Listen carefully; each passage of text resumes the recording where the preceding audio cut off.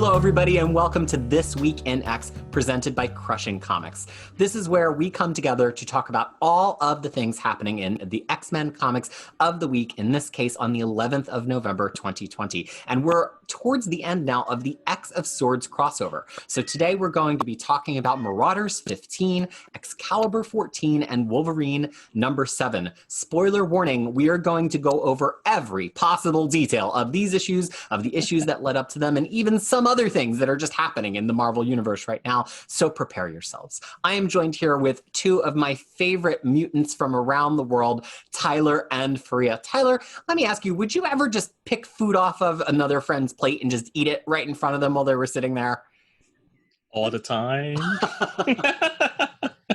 I'm a glutton. So it's like, oh, you're not eating that? Okay, I'm gonna pick it up. And if I'm somewhere that has good pickles and my friend is not eating the pickle, I'm like, I'm gonna have that pickle. Like, it's not even a question. It's an imperative. I am eating the pickle. Yeah. So I'm surprised, Tyler, because we went to multiple dinners. Yeah. I don't think you ever eat anything off my plate. Yeah, but we don't know each other that well during the first dinner lunch. Because it's the first time we met, right? And it's it's kind of rude to I'm going to just pick half the burgers away from your plate. And if you had meals together now, he would just sit right next to you and cut up his food right on your plate. Now you're at that level of... now we'll be doing that. I am honored. I am just honored. Thank you. Fariha, if we had to lay odds on your survival chances in a contest like the X of Swords, what would be the odds that you would survive such a battle? So I wanted to kind of talk about this because I once took one of those quiz that says that how long you will survive a zombie apocalypse, and I got 12 seconds. So based on that, place your bets, people. Place your bets. I'm not good. I'm not a survivor. I'm not a fighter. I'm more Doug Ramsey over here. So it's not going to look good. Well, as we learned in this week's issues, and we'll give our first impressions right now, sometimes being a lover rather than a fighter gets you a lot farther in Otherworld than you might think, because we did not get the kind of sword duels that we may have been expecting from these three issues. And maybe one sword duel we specifically weren't expecting. So let me just ask us to go around. Tyler, Fariha, what were your kind of first impressions, overall thoughts of this trio of X of Swords issues? Well, coming from last two chapters where I was kind of cautiously, expecting something to influence that had influenced what Wolverine did. I am actually super annoyed by Wolverine's characterization, given the revelation this week, and Storm's as well. Because Storm actually knew what Wolverine was going to do and approved it. So, but on the plus side, the duels finally started. And, there are some surprising pairings and things like that. But the actual plan, the grand plan, is actually firmly kept from both the readers and the sword bearers, because I think the people involved and us have no idea what is happening. The art, though, is amazing across all three issues. For those of you who are only listening and not watching, Fariha's face right now suggests the tenor of her comments. So let's see if it's going to match. Fariha, what were your first impressions of the week? Oh my God, you don't even need a psychic to read my minds. So I have a lot of thoughts about how the last issue ended because I was not happy with it, and how this issue began. And we're going to talk about it more in depth later on. However, I am still trying to figure out whether Jonathan Hickman and co, everyone in X office, are they genius that they're trying to tell us about United States electoral process, or all of this is just plain dumb. I still haven't figured out which one is it. Like, it just, I don't know.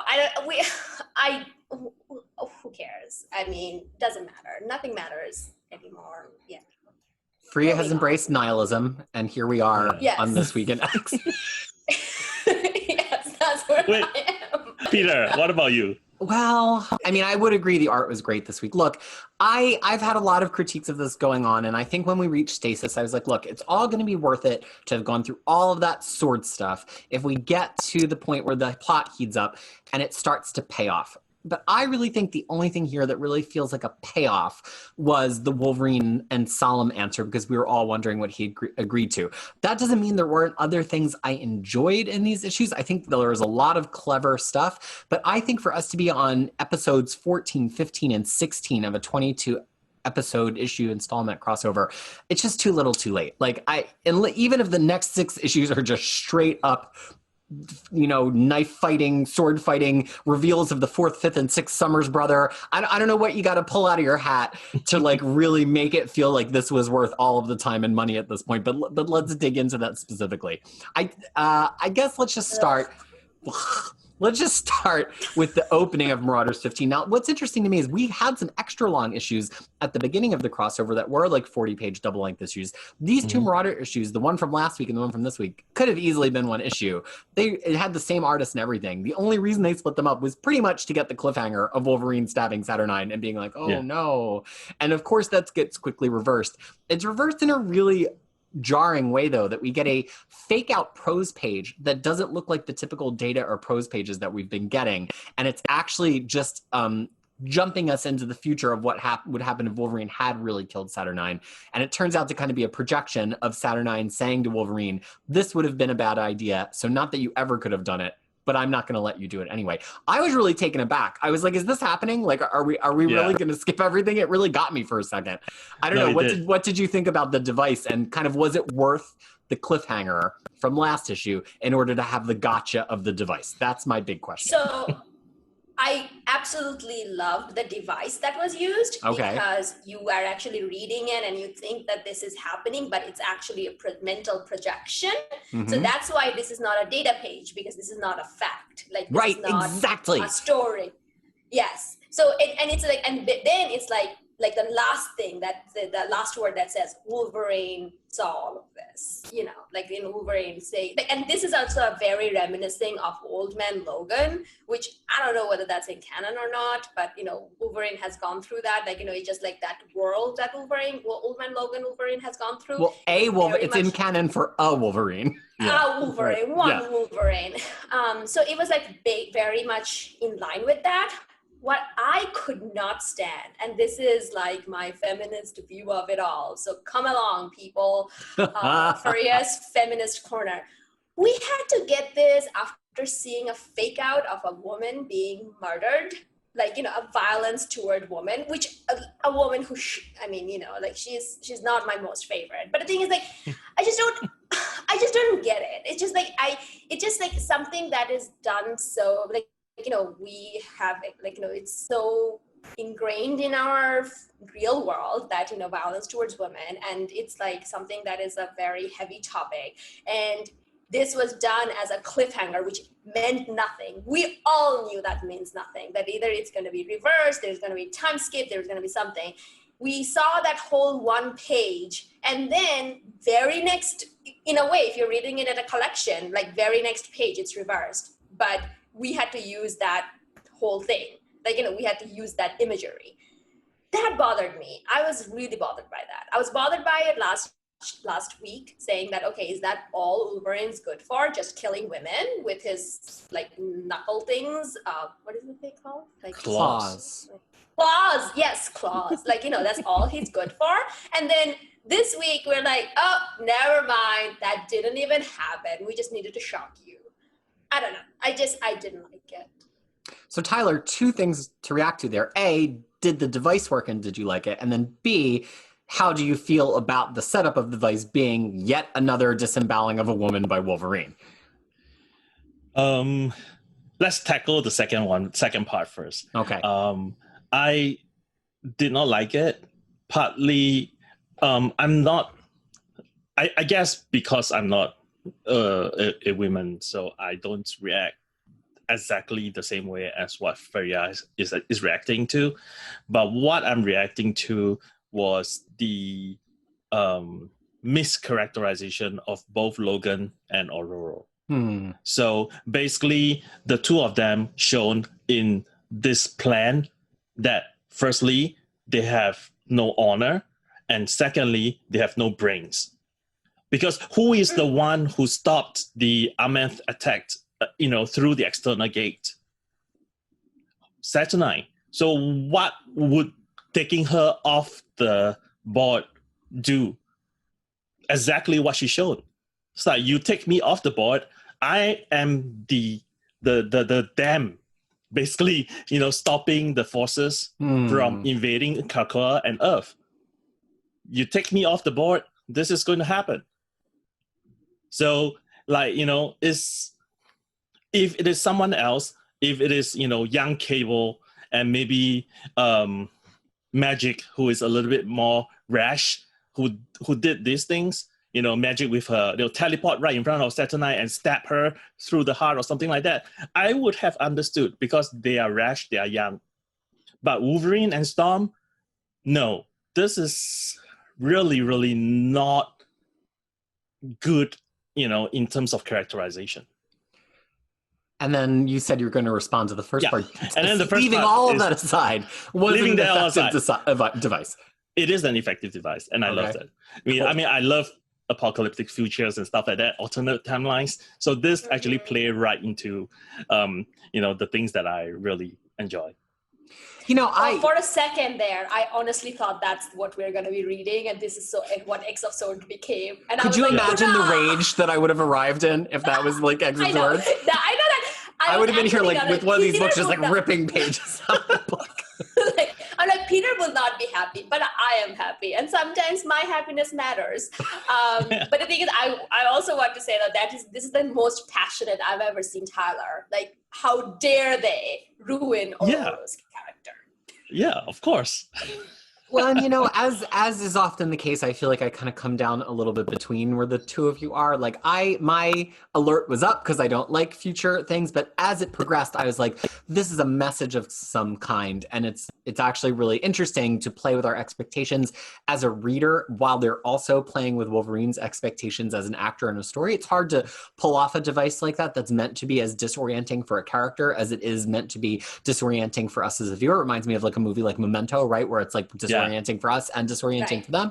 And so I think that was actually really clever stuff. I kind of agree. I just don't know if I understand Wolverine stabbing her. Like, I get how frustrated and angry Wolverine was, and I get Storm and Wolverine almost acting as the elder statesmen here because they are the two most senior people after Apocalypse, saying like, we've got to do something to prevent this. But I almost wonder if it would have been more effective if Wolverine and Storm had still been debating that, and then, as Tyler said, like Magic or Cable had been the one to act rashly, especially because it's very in Cable's MO, and Cable has had nothing to do for several issues now. So look, we can't rewrite the story. We got the story that we got, but I just think that it would have been a little bit more fun or gleeful if the roles had been reversed a little bit, but this is what we got. Now the only saving grace I would say, though, and this is something I was just thinking, that is it because that Wolverine is finally so happy, like, with the Krakoa, the way it is, like he has become overprotective to the point that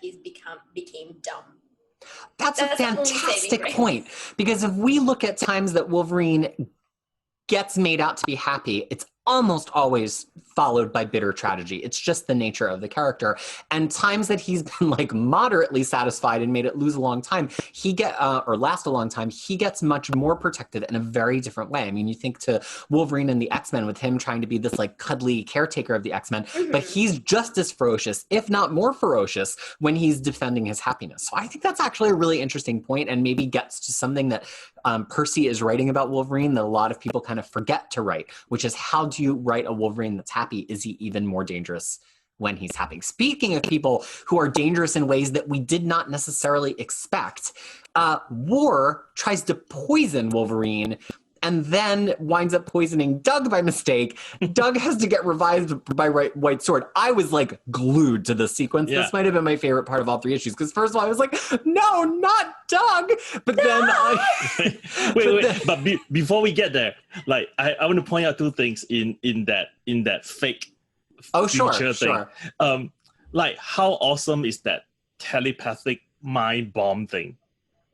So they basically created a telepathic mind bomb and sent it through the gates and destroy all the telepaths. Is that anything but a riff on Watchmen? It seems like a really deliberate riff on Watchmen to me, almost to the point of comedy. I don't know. Maybe that's just me. I don't know, because I have not really read Watchmen. Tyler, what are we gonna do, Tyler? And you read like a comic podcast? Is that even allowed? Peter, is that even allowed? It is allowed. It's funny. I remember when the Watchmen movie came out and I didn't own it. And I was before I was back into all this collection. Yeah. And I remember going to a comic store and lying and being like, do you have a copy of Watchmen? Because my little brother really needs to read it before the movie. Because I was like so terrified to be like to get the lecture, the comic book store guy lecture. Yeah. If I admitted I never went. So we're not going to lecture Tyler, but now that I've considered officially scheduled for a future podcast. You're and now then the other thing is also like Wolverine was crucified again, which is famously drawn by Silvestri. Right on the cover of 2. Yeah, on the cover of one of the issues. Something. Yeah, and also it is in the ammo of the White Sword and the 100 Champions. Because when they first invaded Amath, or defended, Krakoa and Arakko against Amath, when, they strung up all the demons in the crucified form too. And also I think the choice of words that Sechana used, she said something with regards to the crown that he will never wear. So, insinuating that Wolverine is, the very famous person that gets crucified that role. Because he says that your head will never wear a crown. Messiah and martyr. That is Wolverine. Okay. He does martyr himself a lot because he knows he can regenerate from like a drop of blood, right? It almost like comes back to his mission back in Hoxpox in space. Like he loves to sacrifice himself, but like sometimes it's not enough. But look, we will be in the future forever. I got to move us forward. Yeah, I know. Let's move this forward. So Doug, here's the thing. Doug lives, so we don't have to dig too deeply into that. But there's 2 interesting pieces of information here that I want to talk about. First of all, War, who I think of War in a horseman capacity to be brutal, but brutal in a way that has some kind of rules involved or norms, we could say. And this is a War who will do anything. She was going to poison Wolverine, right? That to me was shocking. There's definitely something about what you're willing to do to win. But then also the White Sword basically saying he's never revived anybody before and not asked for something from them, which is like an interesting parallel to the whole Wolverine and Solemn thing. But at the same time, we see White Sword doesn't appear to ask for anything from Doug. Will he really try to retain something from Doug later? Yet to be seen. So what did you think about the actions here of War and White Sword, both very unexpected? I mean, it feels like the War thing was like more of a, like Krakoan side did something stupid, so let's have Arakko side also do something stupid. It was like, spread it around. Off. Yeah, stupid off. Like, it's just like, and to that point though, also like the War, like, is poisoning part of War? Like, you'd think that that's not, it's all like poisoning. Feels like pestilence to me. Used. Yeah. Or famine. I mean, that's like, they're 4 horsemen for a reason.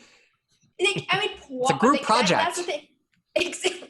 Right? Like group project. The thing is like with the War, like because even in Game of Thrones and even in, like in other fantasy books, it's always used like, poisoning is kind of like women's weapon, and then how it's like not necessarily the most it's a little like cowardly. It's honorable, kind of dishonorable and cowardly. And I mean, honestly, we can go into that whole idea of which is what basically White Sword said to her. Yeah, because it's like exactly. it's a craven.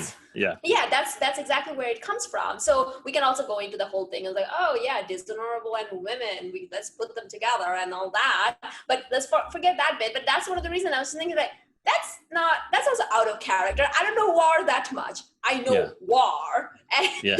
I'm saying that is like, that's why poison? Why not just like, I mean, just because, I don't know. I mean, just because the one side stabbed, the other side had to, it just, the whole thing felt like a super stupid off. Like, Well, I mean, it's kind of, part of it has to be like, all is fair in love and war. So everything goes. But that would be my explanation. But, I'm not even convinced myself that that's the case. But, I mean, but we need to talk about how Dugan and Percy wrote this entire sequence. I think it is brilliant because it was deliberately chaotic. You see the scenes cut from one scene to another. And how tight they would be on one thing. It wasn't like they were showing us the whole crowd at once. You had to kind of reorient yourself panel by panel. Correct. I think they did it. I think it was written purposely to make it seem chaotic because everyone is reacting to that, the Bambi getting poisoned instead of dying in a duel, and I thought it was brilliant because it was like cutting here and there, and then they zoom back to see the toxic couple insulting each other again. I was like, that whole sequence, like two panels of like, we talked about before about that, how paneling or the sides of paneling can be confusing, and then that can lead to like confusion. This one was actually done so well because I felt like it was a moving scene. Like you can use it effectively. It's not always bad. You just have to be conscious of when you, like any rule, right? Exactly. And the thing is, but I was just gonna say that I have been part of enough party where everything exploded like that. Like everyone was shouting at the same time. So I was very much. Who did you poison? Like, I can't talk about it right now. There's still legal battle going on. Like, we'll talk about it when everything is just taken care of. But the thing is, like, it's I actually felt like, I was in it. And then when it kind of zoomed out is like Apocalypse and Genesis just looking at each other is like, the two panel that I think in the end of the day, I still have to give X of Sword 5 out of 5 because of it. So Peter, do you want to talk about that panel? Well, look, I think you've really covered it pretty thoroughly. That one panel, for those of you who don't have it open in front of you, we see Apocalypse and Annihilation, or Genesis, depending, staring at each other, and he says, "I see you did well with the children," and she says, "I did my best," which is like, it's just a funny scene, but then you also have to remember that it's like a little reestablishment of their relationship, and we have complained in recent issues that, like, where's the relationship? Like, how do we get a sense of like who they were and what they love about each other? And so it was not like, it was funny, but it was nice. But let's flip the coin. It's not just that. It's not just that is funny, because in the background you see the Krakoan and the Araki throwing like cups fight at each other. Yeah. It's not even sword fighting. It's like throwing cups at each other. I'm like, okay, but I mean, in one way, that made it. but it's sort of it. In one way, it's fun. I mean, in some sense, it's funny, but it also took me a little bit out of it because there's a sudden change in the whole atmosphere, right? Because you suddenly become a little bit comedic and wacky. It does mark a shift, I think, in the issue. Yeah, and then later on, I mean, we'll go to that later on. So one thing I wanted to do mention about that particular scene, though, is that it's not, I mean, it is comedic and it is funny and it is kind of suddenly switches gear because someone was poisoned, then we're just going, ha, ha, ha, like, But I think at the same time, it also shows that there is relationship between everyone involved pretty much in one way or another. And then this is not just two rival teams that's just coming together and have a sword fight, but there is a lot more at stake. And one of the other things, though, is like, Apocalypse was very high and mighty about saying how Genesis did wonders with, did wonders with the children, or whatever the words he chose, when his side of the group was also kind of dishonorable and doing all kinds of nonsense. So it's like, I'm like, come on, man, you don't have to, just rub it in her face like that. So, but I'll tell you that I laughed a lot at that. Like, not just, just that the two of them just staring at each other, and then the next thing. It did also reminded me a lot about like Peter talking about that some of the panels are like just Twitter exclusive. So I wasn't sure if Peter liked it or not. Well, look, there's a lot of little moments in this. There's where everybody sits at the table, the food that they serve, the scarabs, the unicorns, but we have 3 issues to talk about today. So I do want to pivot pretty hard into the third topic, which you both alluded to here, which is how hard we pivot into comedy here in the back half of the issue, and how Dugan seems obsessed with using magic as this like really silly, funny character. He actually kind of did in Empire X-Men too.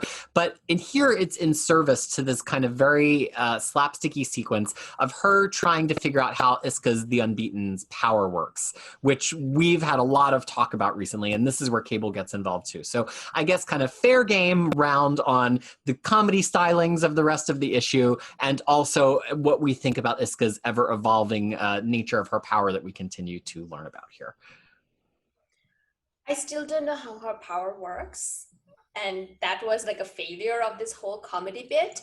But to me, I thought that it was very kind of clever the way Magic kind of dumbed herself down a little bit to kind of get them to be like, hey, I don't know anything, so show me, I thought that her comedic moment came not necessarily because of she was like, she is like that, but because she overheard all these people that how much they're underestimating the Krakoa. And so she kind of gotten herself into a more of a comedic thing. It's like, I'm not harmful at all. So tell me how your power works. So that's a strategic move.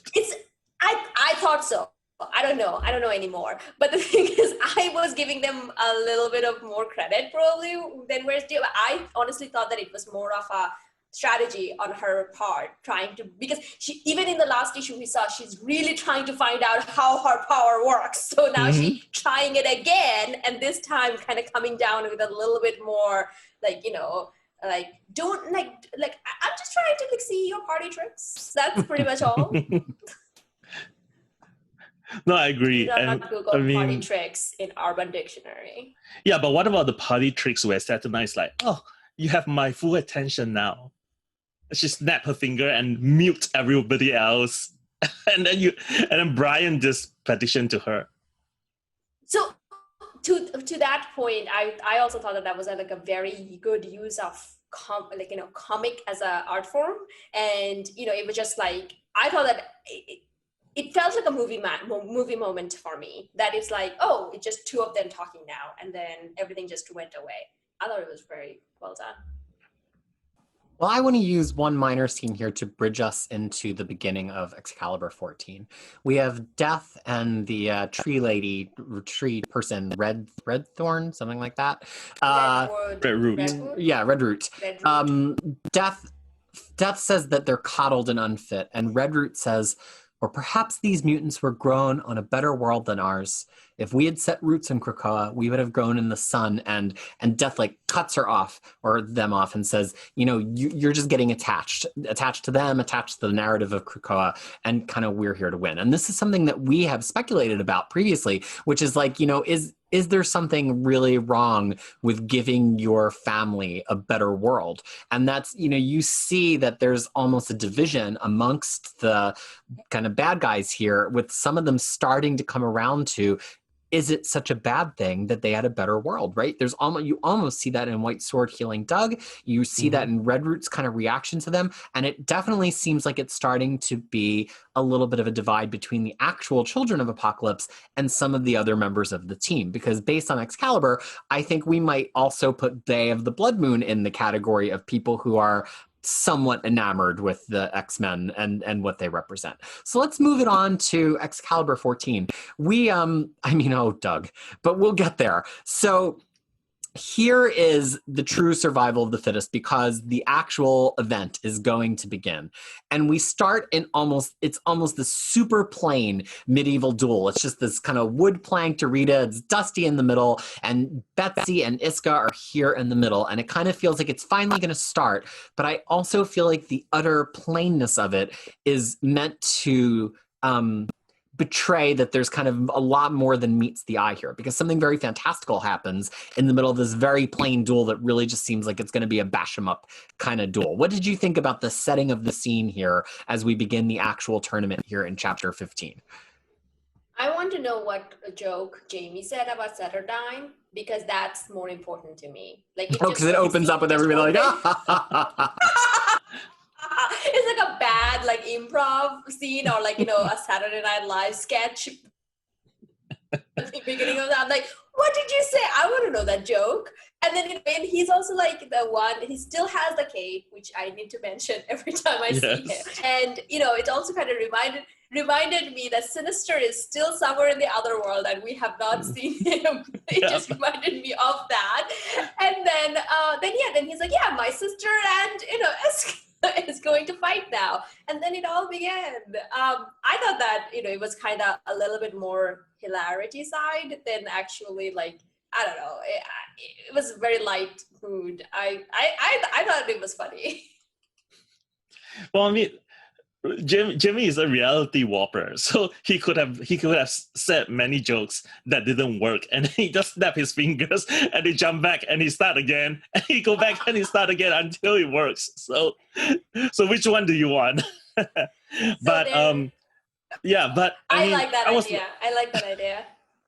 I was looking. I was reading this. I was like, oh, okay, we are finally having a fight, and we are going to start with something a little bit more normal until everything gets blown to bits, and that was kind of surprising. And that was the first time I noted to myself that says this whole thing is rigged.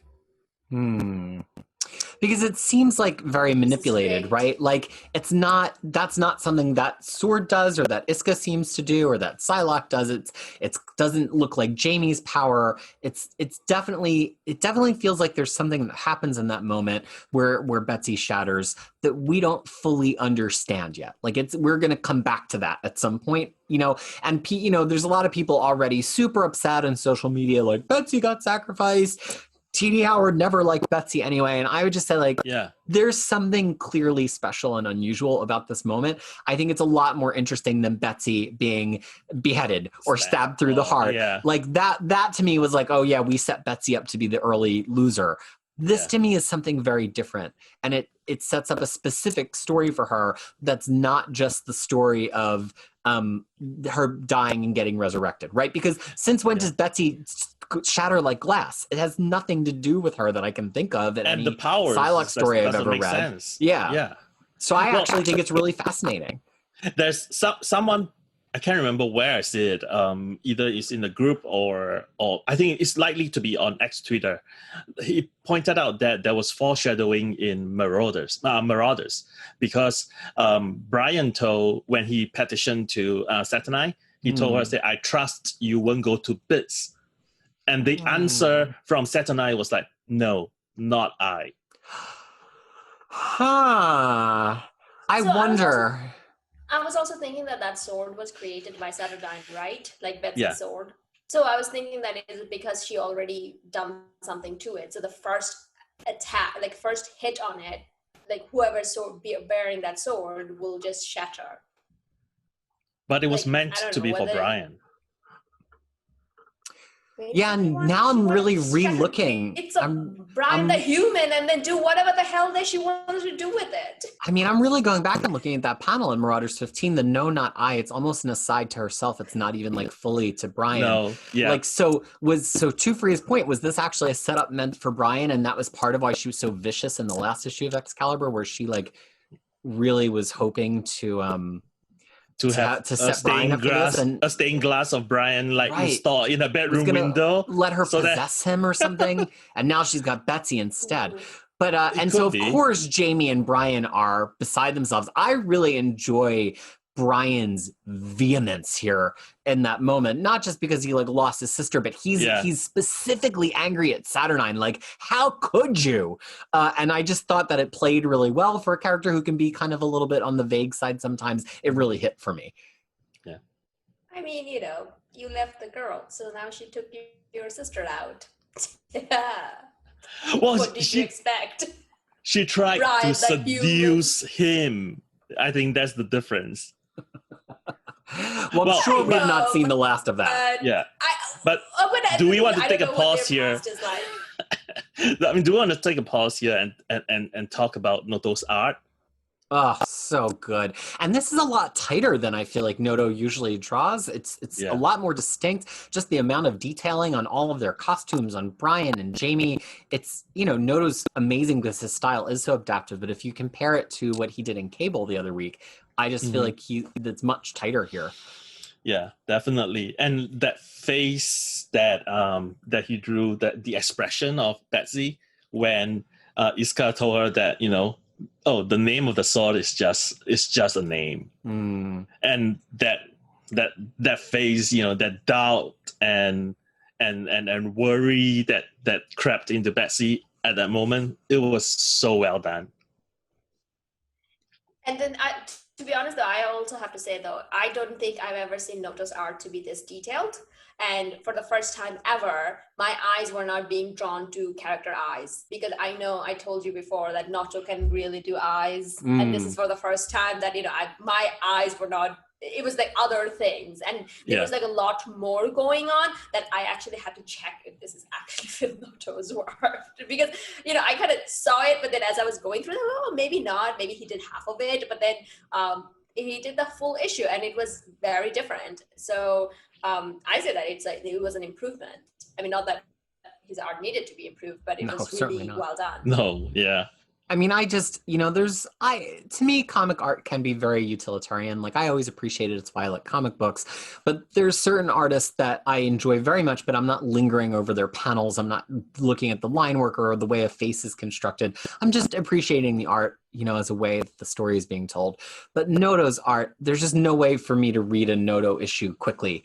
Even when he's drawing in that looser style, as he was like on Soul's Daredevil, I just am so fascinated by him. And, I would say to people who don't really know how to appreciate comic art, right? And we've talked about this topic before. You don't have to have some specific knowledge of classical art or the way panels are constructed or anything. Just look at how it's constructed. Look how many lines make up the face and the nose. Look at the way that the costume's detailed and if it's supposed to be kind of like moving in the wind or not. And kind of think about that somebody made those choices, right? Art doesn't happen by accident. Somebody sat down and planned it. And Noto has the ability to really communicate a lot in his planning. But now let's get to the cover event here. So we have on the cover, quite the fake out from, I believe, Azrar on the cover, Doug trembling with his sword, which we've put a lot of buildup into so far in the series. Yeah. But what we get instead is a wedding ceremony, as was predicted by his tarot card. And the real twist here is that Bae, the Blood Moon's power is such that her voice is her power, but unlike Banshee, her power is almost its own means of communication. And because it's not a language, it's just something that affects you. It's a feeling, it's a mutant power. Doug can't understand her, which is a real twist because that we don't really get a lot of challenges to Doug's power a lot. It feels like frequently, because his power is such a non-combatant power, it's almost like the DM has allowed him to use it however he wants to. He's like, okay, you pass that charisma check, Doug. You pass that wisdom check. You can do whatever you want. And this is like a rare example of Doug being like, I just can't do it, which I think there's just so many levels. Like, it's not a sword fight. We think he's going to be fine. Then he can't understand her. There's just like so many different things piled on top that I found myself getting really, really engrossed in this whole sequence. Fariha, was this everything you hoped for from Doug's battle? And who has won in this battle in Love and War? I did not care for this. Oh, honestly, controversy. Yeah, controversial statement. Today, it's maybe because I'm reading Claremont's X-Men right now that I am actually becoming a proper X-Men fan, which is hate everything. Who hates everything? Yes! Yes, hate every decision that X-Men writers making, and it's like, this is not my X-Men. I'm embracing the hate as like true X-Men fan. Now so that's probably why. Yeah, that's the only gatekeeping I'll do. You can't be an X-Men fan until you hate the comic books. Yeah, exactly. So maybe that's one of the reasons, because I'm like, there's all this time and effort spent on Doug's first sword fight, and it didn't amount to anything. Like, first of all, I'm from Bangladesh, I do not appreciate arranged marriage. I have so many family members who have gone through this. It's terrible. It's not the thing. And then this, like, it just happened, and then Doug didn't even know that this was happening. And then there's also this whole thing. It's like, oh, you can kiss the bride, but it's like, oh, I don't know if I want to. But oh no, but hey, guess what? The bride is super beautiful, so you should be wanting to kiss. Why not? Why couldn't it be just an ugly bride from Morocco? Like, why not just give him that? Like, why Baymoon has to be so beautiful and all of that jazz? So it kind of plays into all of that theme, and I'm like, but to what point? Because this effing crossover is called X of Swords. This is not a sword fight. It's got nothing to do with the sword. This has nothing to do with New Mutant 13, where we spend so much time of him being upset, talking about what it takes to, sacrifice for the country. His sacrifice was his virginity to some unknown Arakan. Doug is virgin. Shut up, everyone. Like, is that what it was? Like, that was my question too. I was like, wait, since when do you? He is. Which Like, brings us like, perhaps look at that guy. Look at that man's face. You can tell. I can tell. Which brings us perhaps the best line in the entire issue, in my opinion, which was Magic saying, okay, good luck. You need the talk? I mean, I'm all self-taught, but I'll do my best. So Magic knows. But here's the thing. I knew it too. And her face, Noto draws her lips sort of askew and the one eyebrow on the other side going up. And it's like just such a perfect marriage of script and a fun. Here's the thing. It hit me as better than the funny moments in the previous issue, because a lot of people have speculated if Magic is asexual. A lot of people have speculated if Magic, has been, bisexual or lesbian all of this time and in love with Kate Pride. I mean, there's a lot of speculation, and we don't typically get a lot of romance angles on Magic, especially in New Mutants. Like when she says, like, do you want to fight or do you want to F? It's like, we were like, whoa, like almost taken aback. And I just think that it was such a clever play on the way that she's used, not usually as a very sexual character, despite being in a very ostensibly sexualized outfit, which we've talked about a lot. And this brings me to one of my points on this, is that I loved Teenie Howard here. I think this issue was really snappy, and I've been a criticizer of some Teenie Howard's Excalibur. This made me think, and sorry, I'm taking like a left turn because we wanted to talk about this before, but I think maybe Teenie Howard has had the wrong cast this whole time. I don't think she needs to be writing Rogue or Gambit. I think she should have like Betsy Duggan Magic, or, I mean, her Jubilee is great, but this issue just feels so much lighter, funnier. It works so much better. I'm sure that's partially because Noto is one of the great masters of the medium, but I think that if we leave aside disappointments about sword duels or not, I think Teenie Howard kind of killed it here. I don't know. Is it just me? Look at Cable giving the thumbs up when at a wedding. I mean, it's like just that particular image is like, okay, that is young Cable, because he's young, he's inexperienced, and he thinks this is great, and he's like, good luck, great. But there's just so many of those, though. The issue is just chock full of these little observed character moments that I don't really feel like we've gotten from the first 12 issues of Excalibur. Exactly. And this issue actually is very on brand for Excalibur, because it is wacky. Yes, Fariha, this is what classic Excalibur is like. It's like this. You might hate it. This is totally the vibe of Excalibur.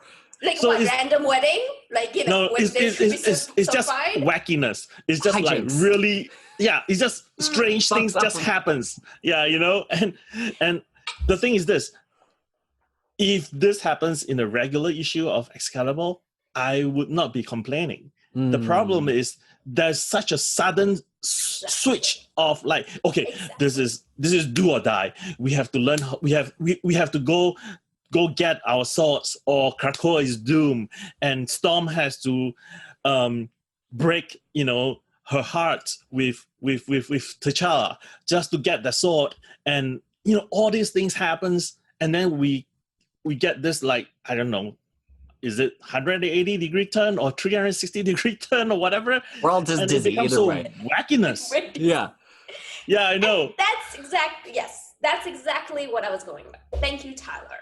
Like, And that's the part which sort of like, which makes it so weird to me. And it's like, why did we spend so much time setting this up just to, just to get to this point, and then it doesn't end here? That's the thing. The thing I was telling you, New Mutant 13 was so precious to me. It was so well done, so well written. It means nothing. Like, it means nothing. I'm sorry, but it really doesn't. Because the thing is, like, it's like he didn't have to fight. He didn't have to, he didn't even have to pick up his sword. So. Well, okay, let me give one brief rebuttal to that, and then we'll go final call for this issue and move on to Wolverine. Even though I want to talk about the Jubilee stuff, but there's only so many minutes in the day. Yeah. So I enjoy the dichotomy of that because it could have almost been the opposite. Like, the New Mutants issue could have been Magic and Doug talking about marriage and marriage as a transformation in life, but instead it was about this sword fight. And it's like, it could have been another character like Wolverine giving Doug the talk, right? Like, we could have reversed it, and he could have had that as the anticipation and then wound up at a duel. And instead we got it the other way. And I think because they both actually really work, and they're both well observed, and they both deal with Doug's doubt of himself and if he's effective as an X-Men. It's like, he doubted himself as a fighter, and he doubted himself as a lover. Who is he then, really, other than this guy that translates language? But maybe the thing that we learn about Doug that's so interesting is his doubt in both of these situations, despite understanding everything else perfectly. So look, do I think it's a goofy twist? Yes. Was I kind of like eyebrow raised, this is really what we're going to do here? Yes. But I still can take value from the combination of New Mutants 13, which I agree was really preciously done, well-observed work by Brazan, and also this issue, which I think was wonderfully done, well-observed work by Tini Howard. I can take it. But maybe I'm just trying to insert a little positivity because Fariha's coming down with the hammer. I just have a lot of questions. I'm like, why would Bay agree to the marriage? Yeah, let's talk about Bayside. Let's talk about Bayside for just a second here. What do you think? I have no idea. I'm like, I don't know. I don't know Bay to even comment about this. Like, ugh. No, because her last appearance was that, she's that effective killer, right? And then suddenly for her to be surrounded by giggling priestess and then get dressed up for a wedding and she just go with it, I was like, wait, what's happening? But then do remember that the other world is populated by reality warpers. And it also feels like that this issue, it could have felt like an anecdote after several heavy issues. Like, if the dinner hadn't been funny for 2 whole issues, maybe it would have felt like this was like a lightning moment. But it was only the second quote unquote duel. It didn't really feel like we had earned the funny moment just because Betsy had been shattered. Like, it felt like maybe if the Doug wedding had come after all the stuff in Wolverine, it would have had more weight, and maybe there'll be a narrative reason that it had to happen first. But this feels really like too squeezed. Like, they knew all the things that would happen, and then it got to it, and they were like, oh, just put it in this order. Or they like dropped the cards on the ground. They had to pick them up, and it kind of just felt out of order. Because now I want to move us into Wolverine, because there's actually a lot here. But before we even get into the a lot, we have Pog versus Magic, Wolverine versus Summer, Wolverine versus Sword, Wolverine versus Solemn. Like, there's so much to talk about. But the Kasara's art here. Yes. Oh my God. goodness. Yes. And that's why I bought a page from him. You bought one? You did? Yes. What page did you get? It was so expensive that I can only buy the cheapest one, which is the one with which is the last page of the one where Storm and Wolverine were drinking and Death gave Jasper one of the scarabs. Oh, but that's got a beautiful, beautiful panel of their 2 faces on it. I know. That's a great page. It's great. And, there was like rain. There's a scene of the rain. There's like light and shadows. His artwork reminded me a lot of like John William. Oh. Huh? Who were you going to say? I was going to say that who did Overture? Sandman Overture. Oh, J.H. Williams. One of my J.H. faves. Williams. Yeah, it kind of reminded me a lot of J.H. Williams because of the paneling. Or like the way they do the paneling, except that Yeah. his is a little bit more, I think it's more chaotic and more rough, whereas J.H. Williams 3, his design is like very intentional, very beautiful. Like everything is meant to be looked at as an art. Oh Yeah, my I mean, I agree with that. goodness. Yeah. But the thing is, like, I just love the one that was like they first came to fight, and then the glass shattered. Like, it was like shattered, and then every single shard of glasses actually had their faces in them, like, or like different things that was going on. That page, I was like, I'm so glad I bought that hardcover. Then for this issue, and then for another panel page we have, like, even though the way stories is going, who cares? I mean, But, before we get there, should we talk about the first duel first? Yeah, so now look, I mean, we can keep talking about the art. I think it transforms over the course of the issue. It does psychedelic moments in standard paneling, like magic being flipped over upside down when she goes to the land of Fae. And then it has psychedelic in a totally different way, like the exploding page you talked about. I think I never imagined Blightspoke would be so beautiful as well as unsettling. Yes, we'll keep talking about the art, but let's talk about magic. So magic is dispensed to Faye to have her moment. She doesn't fall through the sky. She does ever so briefly and then easily plants her feet on the ground because magic is my homegirl, and it worked out just fine. And she's there, and happy-go-lucky magic is ready to get it to go against Pog. And Saturnine interrupts them, takes their swords, and it turns out it's an arm wrestling match. I mean, it just follows from the wedding. It's just madness. It's just rig, and and I don't know what the whole purpose of this is. The only thing that I sort of thought was interesting is that Merlin's and Roma's realm are linked. Yes. So I was like, wait. She has to go through a door in Merlin's realm to get to Roma's realm. Yeah. I don't know. I mean, I've been pretty angry at X-Men comics a few times, but I think for all of that Pog buildup and magic just being magic and being somebody who could give us a great moment, for it to be an arm wrestling match, I was like enraged. I think if Kasara's art hadn't been so pretty, this would have been like my rage quit moment of X of Swords. I know for Fariha it was like Doug getting married after all this buildup in 13. For me, it was the opposite. It was like after all the buildup of magic being competent and all of her sassing of Pog with her magic, that it all came down to this like 2 panels of arm wrestling. I was enraged. I mean, I was so enraged by the whole Doug thing that I didn't have enough rage to... Your rage supply had already... my rage supply has just gone to like a negative. And then I was also reading it digitally, so I couldn't even tear any pages. So my rage couldn't go anywhere. And then I couldn't even just stab my screen because I'm like, no, I can't do that. But... Seriously, come on. Yeah. Seriously, she's the captain. She's the captain of Krakoa. Well, and the other thing is too, like, so many of these sort of feel rigged or feel misleading, and I'm fine with that. Clearly, that's like the point, is that none of the battles are what you expected. But this was just a little too, I don't know, like a little too simple. Like, I would have preferred if they had to play a game of poker, or if they had to, like catch a stray cat or something, like arm wrestling. I also don't understand what's the rule of this context. And there is no rules. I think that's the thing. Okay. There are then no why do we have to rules read it? except why do we have to read it? No, there are no rules except that Saturnine made them. Again, I think it boils down to the fact that we do not know what the grand plan is.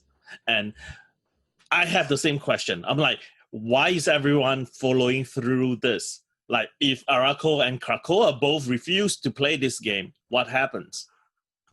I don't know. Well, I was very upset. Let's move on to our first proper duel here, which is Wolverine versus Summoner and Blightspoke. It's only 5 pages, but Kasara packs so much into it that it feels really, really satisfying to me. It's satisfying because it's a duel. It's satisfying because it's gorgeous. It's satisfying because we get to see reality shattered in so many different directions. And it's satisfying to me because it's a struggle for Wolverine, although it does seem that it comes to a foregone conclusion. I don't know that there's a lot of textual things to appreciate about this duel, but did this finally scratch an itch for you when you got there? Was it satisfying or was it too little too late? This is what I was expecting. Like there is actually a duel, and then the rules were all messed up. Like, why couldn't we have this for Magic and not Pog, but someone else? Like this is what I was looking for. That yes, Celadine is just doing whatever she likes, but there was still a duel. There was still the swords that we've been following, that we've been spending issues after issues looking at that, and seeing them, acquiring them, were actually used. Well, and used well too. Yeah. And I mean, I don't know. I mean, yeah, I definitely enjoyed this part. I mean, the art plays a huge part in me enjoying it, because we were talking about the page with no words. Like every little sliver is a battle, is a realm. It was so. I mean, he spent so much time. Like he puts in some video game version, the Tron version. Tron. Yeah, Tron. And there was one where Summoner and Wolverine were combined together as one person, and then one is a cave drawing. It's so good. And the thing is, Blightspoke as a place is also very, very interesting, because this is where reality goes to die. Mm-hmm. And then it's kind of reminded me of one of the things that Sandman also used, that it's all the abandoned books by all creators goes to die in a library that Sandman keeps. So it kind of a very similar to that, but I really thought it was very interestingly done, and this is what I've been waiting for. So now we come to a very strange duel, which is presented to us as if it's Wolverine versus Storm, but that is not Storm. Death has a hand in it, as well as does Saturnine, right? So Death is manipulating them, Saturnine is manipulating them in exchange for Wolverine's, betrayal of her earlier, and she's basically saying both Wolverine and Storm are now going to pay the price for conspiring against me. But unfortunately, this is all in a backdrop against them, flirting with each other, which, is it the drink or is it reality? I personally find Wolverine and Storm to be a really distasteful pairing, because they're siblings and they have something with each other that I think goes beyond flirtation. And I think writers kind of just thrusting Storm into a romantic relationship with Wolverine is, in my opinion, incredibly misguided. I was happy we put it behind us. And I'm willing to just say, well, I hope it's the liquor talking. Yeah. I mean, so can we all agree we don't like Wolverine and Storm? Is that our official position as this weekend?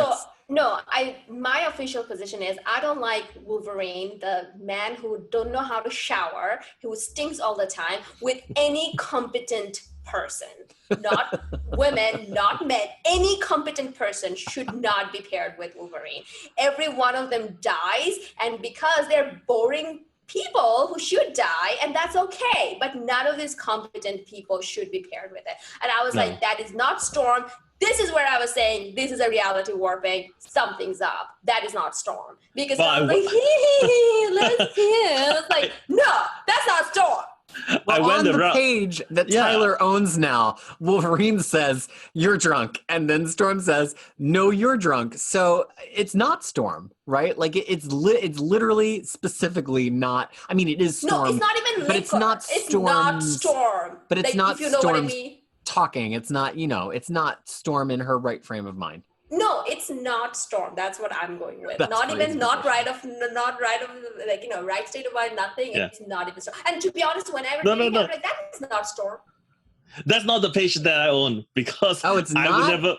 I would not buy that page because of the flirting. Because what that page would be did you get? I thought that's what you meant. What one did you have? It's 2 pages before. The one where it shows Araco 4 and Krakoa 2.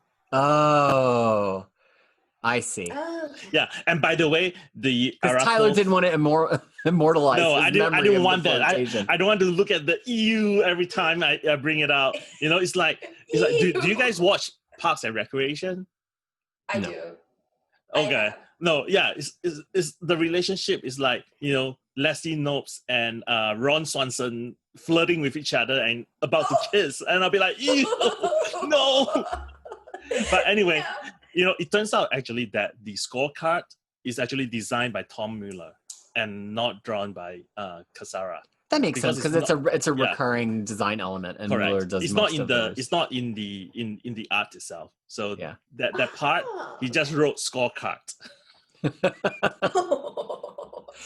So this I don't think we need to belabor our dislike of the storm scene anymore, but the point is kind of like somebody wins and somebody loses, but either way Krakoa gets a point in its own way. But then we come to War, realizing that Wolverine has killed Summoner, and all they have to do is fight kind of to the first pain. Whereas Wolverine actually loses his battle with Summoner because it's a fight to the death, and the one who kind of sacrifices themselves is actually kind of becomes the winner, because what are rules? But here it's a very traditional to the pain, and you know, it seems like War really is Wolverine on the ropes for a while here, but at the last possible second, Wolverine defeats War, but then at the last possible second, the point actually goes to Solemn for having manipulated Wolverine and War into this position. This, to me, I don't know, of all three of the issues, it's funny, I probably liked a lot of the character moments in the prior two issues more, but this issue represented more of what I was hoping for out of X of Swords. This kind of stuff. Just quick moving, lots of double crosses, lots of sumptuous art. This is where I was hoping we would be 2 or 3 chapters ago. Oh, I agree. I mean, I take a little bit less offense with the changing of rules here, left and right, even though I'm like, wait, didn't Iska kill Betsy? So why is the point going to Arako then? And then in this case, when Summoner got killed, fight to the death, and the point goes to Arako as well. So it's like, yeah. No, I was just Fariha going to say, though, it's like, no, I just wanted to kind of add, like, it's just kind of, because of when we're doing and what's going on in our real world, it's like count the vote and stop the vote. It's that rule. Like, it's like, which one is it? Pick one. To the death. And stick to that. And it's a good thing, or to the death. Yeah. No, I agree. I mean, it's just like, it was too much. It was too much rule switching, too much of that. But I do agree with the fast pacing of it. And then the fact that there was actually swords in play, and there was actually things that we have seen before coming into fruition, and in a good way. And then I also say that I am kind of a little sad that Summoner died. I kind of had a little crush on him, but that's neither here nor there. You. Also Solemn. I also had a crush on that too. Okay, Solemn. Remember, Freya loves competence. Competence is their number one trait. Yeah, that's true. I'm flipping back to see. Yeah, but Summoner doesn't wear anything at all. Maybe that's why. Well, look, we've come to the end of 3 issues that get us into this actual tournament, whatever that is. We have 6 more issues to go across 2 weeks. Is 6 issues in 2 weeks enough to have made all of this have a point? Like, I don't want to come across as the haters club here. We've liked a lot of individual elements of this, okay? Yep. But at 16 chapters, is there any way for this thing to come out a success with 6 more issues? Or am I being too dire here? I mean, if the problem is with the padding, I think. If they have not expanded this crossover into 22 chapters and stick with the original, I don't know how many chapters, maybe 12 or something, it might have worked. But the fact that they went 22 chapters, it was padded. At this point, I don't know if anything could rescue it completely. But, I'm keeping an open mind to see what they could do in 6 chapters. Yeah, I'm not rooting for it to fail. I'm kind of just, it's feeling like we're, the road in front of us is really quickly running out, and I don't really feel like we got a lot of the places I thought we or hoped we would get to. I don't know, Fariha, I mean, this is your first experience reading Weekly X-Men other than Hoxpox, which was its own singular thing, all written by Hickman. Do you have a reserve of excitement left over for the next 2 weeks? Or are you flagging right now? So, okay, come on now, go away. No, I was just gonna say though, it's like, maybe it's going to be great because ultimately Hickman plays the long game, and then maybe this will play in his next or the following crossover somehow, and then it will all be great. But if I am just picking it up on its own, as it stands right now, I don't have much faith left. I really don't. And the thing is, like, there was a lot of ups and downs, and it's well documented in this series that we're doing that, we love it, we hate it, we're like, kind of all over it. It's, I don't know whether that's a sign of a good anything, like, it should not be this uneven. And here we are. And it's just like, I don't know, a lot of the characterization doesn't make sense. A lot of like, the way things were set up and that didn't come to fruition doesn't make sense. The fact that these were all supposed to be fight to the death sword fight, but they're not. And where are we going with this? Well, look, so again, let me try to balance out our kind of closing round here a little bit. I share these fears, especially as I look at the schedule. Next week, X-Force, Hellions, and Cable. Hellions, the thing we want from Hellions is kind of like comedy and it being a little bit off to the side. Cable, it's hard to know what to predict because his first chapter was so apart from the rest of it. And X-Force feels like it's probably going to be in a similar vein to this only because it's Percy, and we've had a lot of Percy in a row here. So, and then the week after that is X and Excalibur, Destruction, done. So it kind of just feels to me like I don't know how much room there is. I don't know what I was waiting for, or what other title I was looking for, but I'm kind of just really feeling who's left in the rotation now. I guess it's kind of like baseball, and who's like still left up to bat. I'm like, ooh, I don't know if we're going to be able to like get a home run out of the runners in this order. Let's say we're not going to get a grand slam out of the runners on the bases in this order. Like I don't know if it's set up for us to get there. That said, we have been saying this whole time, like, why can't this be about X-Men, right? It's felt like a lot of kind of Hickman Dungeon Master Guide kind of content. This was a week which, for better or worse, was really about X-Men, and it got a lot of them right in really interesting ways, and it gave a lot of them really interesting challenges in every ways. But the challenges, there's really only the 9 of them. We sneak Jubilee in there, but this is really unique as an X-Men crossover, and that the cast is super restricted. Most X-Men crossovers are throwing every possible character in, and the only moment really we got with that was Creation and was X-Factor. And so I think that I think there's still interesting things happening, and I think it's still interesting how they're structuring this, but I don't know that we're getting the best use out of our 9 characters, and especially now with kind of like Betsy and Doug maybe off the board and looking at the characters who are left to deal with, I don't know how much punch is left, but we're going to find out. And the art's been amazing, so kudos to the editorial team for putting together this art lineup. This is a crossover where everybody's kind of been at the top of their game, and we'll see if that can continue next time. Any other final thoughts before we sign off on this week in X? Brian the Human is still around. I'm angry. Wait, we totally skipped this. I'm angry that Brian the Human got better odds of success in Marauders than Magic. Are you kidding me? Are you kidding me? Because I'm pretty sure they probably knew. They knew that this was happening, that Magic is going to get arm wrestling. That's why. But I mean, they gave Bay of the Blood Moon 10 to 1, and they gave Doug 5,000 to 1. So it's like they clearly didn't know they were going to get married.